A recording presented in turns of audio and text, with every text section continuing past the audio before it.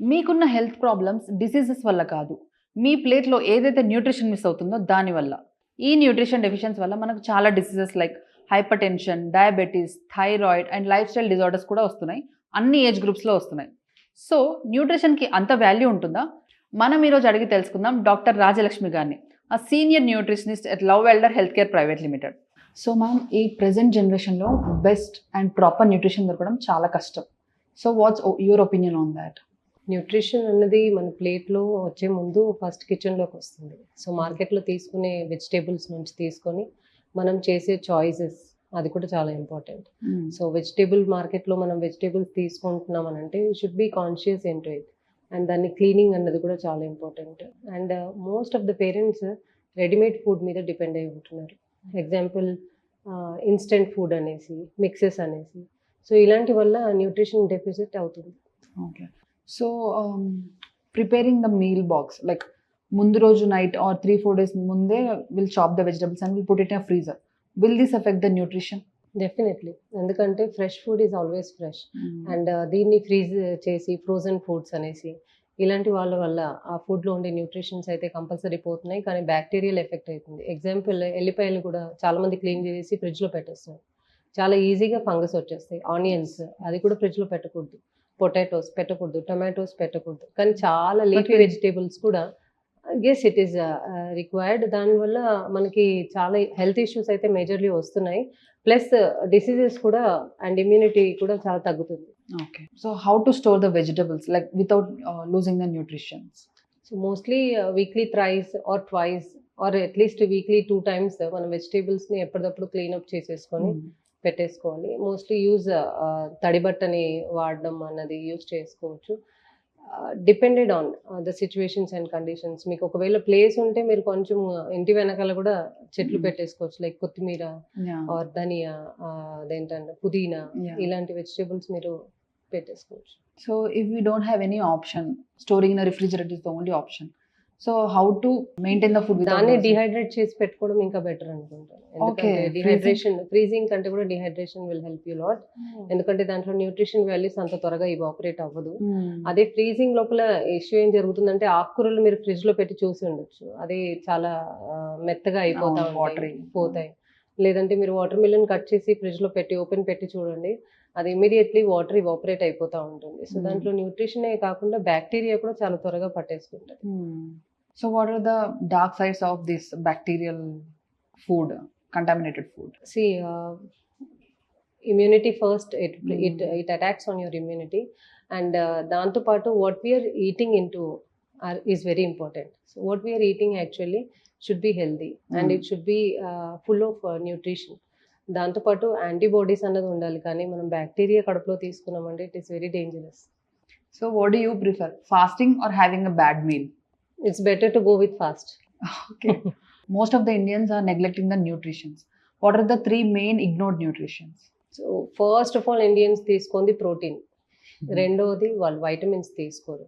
Vitamin B12 అయినా సరే, vitamin D అయినా సరే. చాలా జనరల్లీ ఇండియన్స్లో మనం చూస్తుంది D vitamin deficiency. And protein తీసుకోకుండా కార్బ్స్ ఎక్కువ తీసుకుంటారు. దానివల్లనే షుగర్ లెవెల్స్ హై అయిపోతుంది. వరల్డ్లో టాపెస్ట్ లిస్ట్లో ఇండియా ఉంది. So you can understand that how much carbs we're taking unconsciously. Like మనకు తెలియదు అది అంత తీసుకుంటున్నామని. We feel like this is our tradition. Eating full plate of rice or 5 to 6 rotis is not filling your stomach, కానీ అది మీరు protein లేకుండా చేసుకుంటున్నారు. So, what's a balanced meal in your opinion? What a meal should look like?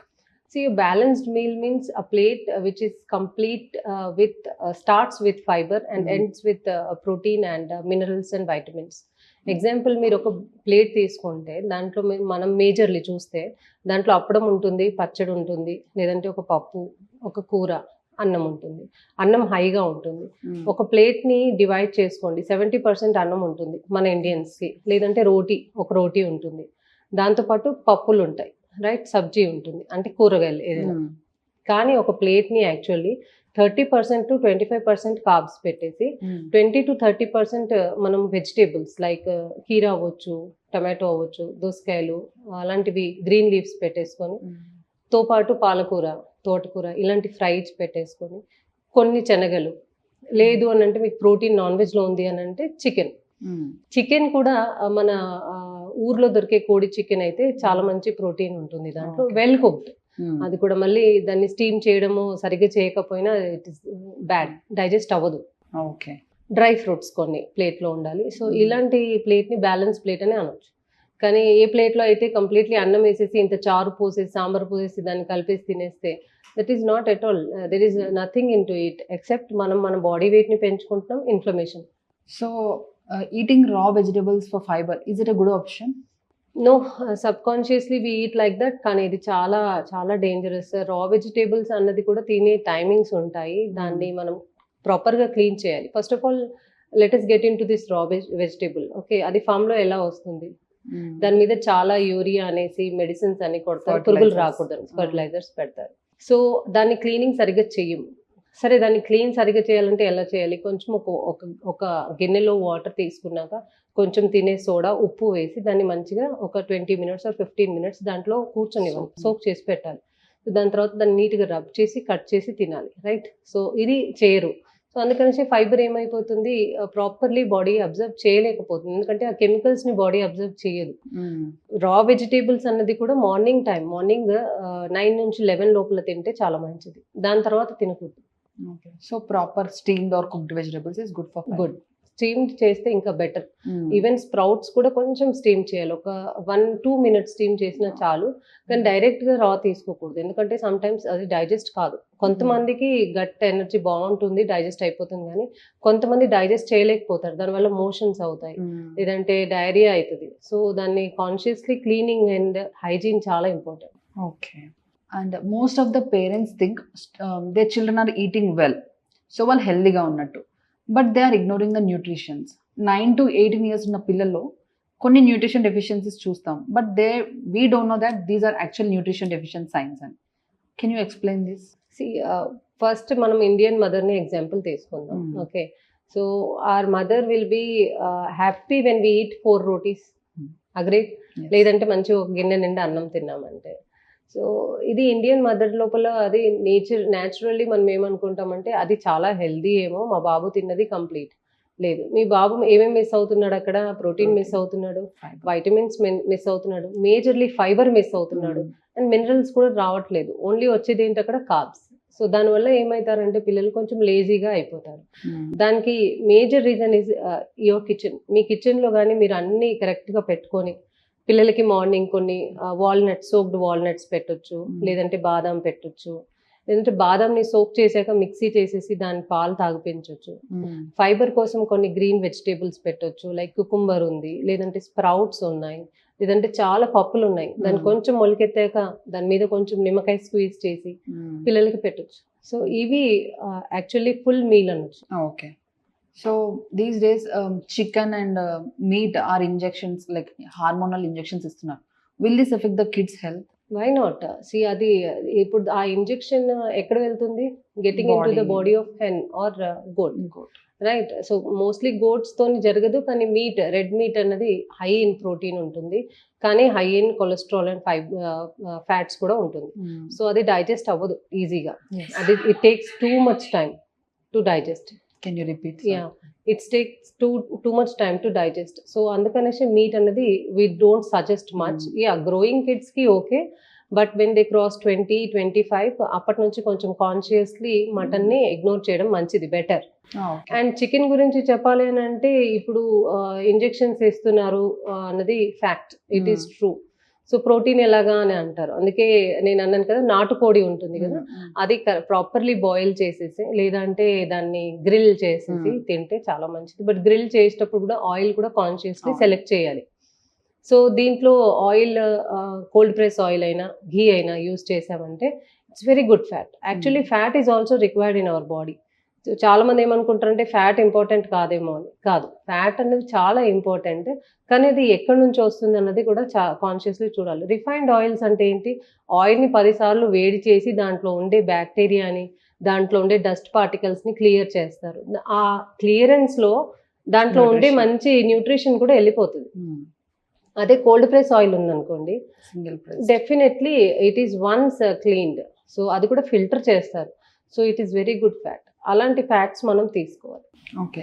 So what is your opinion on fibre and protein which is even like కిడ్స్లో which is better like taking? When a child is growing they need body building food and దాంట్లో major role తీసుకునేది protein.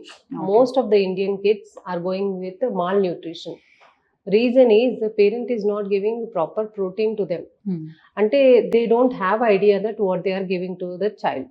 So వాళ్ళకి body building food అన్నది ఎక్కడి నుంచి వస్తుందంటే vegetables నుంచి, ఆకుకూరల నుంచి, ఫ్రూట్స్ నుంచి. ఫ్రూట్స్ చాలా ఇంపార్టెంట్. మనం ఏం చేస్తామనంటే స్కూల్స్లో నేను మేజర్లీ చూస్తున్నాను ఇప్పుడైతే స్కూల్ ఓపెన్ అవ్వగానే జంక్ ఫుడ్ లైక్ చిప్స్ షాప్కి వెళ్ళిపోతారు, లేదంటే ఫాస్ట్ ఫుడ్ షాప్స్కి వెళ్ళిపోతారు. మార్నింగ్ ఏదో ఒకటి హడావిడిగా ప్యాక్ చేసేస్తారు.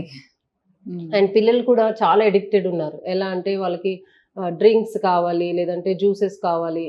అది కొన్ని ఫ్రెష్ ఫ్రూట్ జ్యూస్ అని అంటారు. ఒక్కసారి దాని వెనకాల మనం హిస్టరీ చదివామంటే ప్రిజర్వేటివ్స్ ఉంటాయి, ఫ్లేవర్స్ ఉంటాయి, ఆర్టిఫిషియల్ కలర్ ఉంటుంది, షుగర్ అయితే ఇంకా స్పైకే. సో దీనివల్ల పిల్లలు ఏమంటారంటే హైపర్ టెన్స్డ్ ఉంటారు. సో ఇలాంటి ఫుడ్స్ని అవాయిడ్ చేయాలి. కంపల్సరీ మనం ఫుడ్ ఇచ్చేటప్పుడు పిల్లలకి ఇచ్చేది ప్యూర్లీ న్యాచురల్. ఏ ఫుడ్ అయితే మీరు బయట పెట్టాక ఒక 6 to 8 hours మధ్యలో అది పాడవుతుందో that is healthy food to your child. కానీ మనం ఏం చేస్తాము అని అంటే ప్యాకేజ్డ్ ఫుడ్ లైక్ నూడిల్స్ అంటారు, ఇంకా మ్యాకరోనీస్ అంటారు, బిస్కెట్స్ అంటారు, పాస్తాస్ అంటారు. So these foods are not the food which has life. They are dead already. అది ఎప్పుడో ప్రిపేర్ చేసి ఉన్నది. So how it will be good for your child? వాళ్ళు డెఫినెట్లీ మాల్ న్యూట్రిషన్ కిందకే వస్తారు. సో ఈ న్యూట్రిషన్ అనేది kids brain development and academics మీద లైక్ ఎఫెక్ట్ చూపిస్తుందా? ఎస్.